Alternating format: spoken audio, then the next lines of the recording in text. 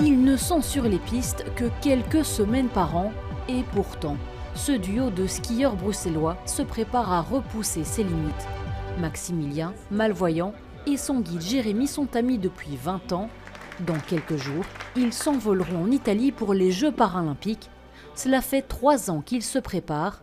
Après une première course sans expérience dans le handisport, quelque peu catastrophique. On est arrivé avec une certaine arrogance, mais légère, de se dire ok, on va tout éclater ici. Et évidemment qu'on s'est pris une grosse claque. Et donc ça a remis en question notre ok, on n'est pas mauvais en ski, mais en fait on ne sait pas faire de la course en ski. Et même si les autres sont handicapés plus ou moins que Max, en fait c'est des athlètes de haut niveau qui performent. Et donc si on veut performer, il faut s'entraîner. Des stages d'entraînement d'environ une semaine, plusieurs fois par an. Depuis 2023, le duo s'est entraîné 180 jours en montagne, alors que pour la plupart de leurs concurrents, c'est 200 jours sur une année. Mais pas de quoi les déstabiliser, ils ont appris à skier ensemble.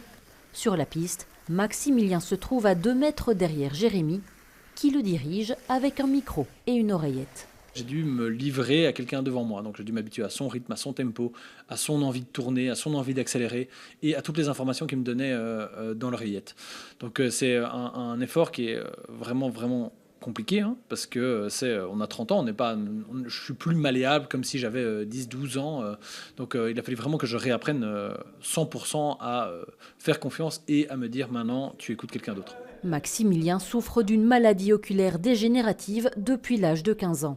Sportif et compétiteur acharné, il retrouve avec Jérémy un nouveau défi dans le paraski alpin. À deux ?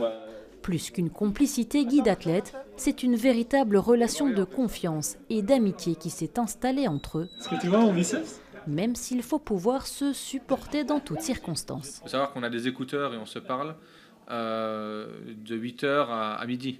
Donc c'est vrai qu'il y a une proximité qui devient importante. Ouais, c'est un peu pénible. Pourquoi c'est pénible? On dit beaucoup de conneries. Même pendant les courses? Non, là c'est le seul moment où on est vraiment très sérieux.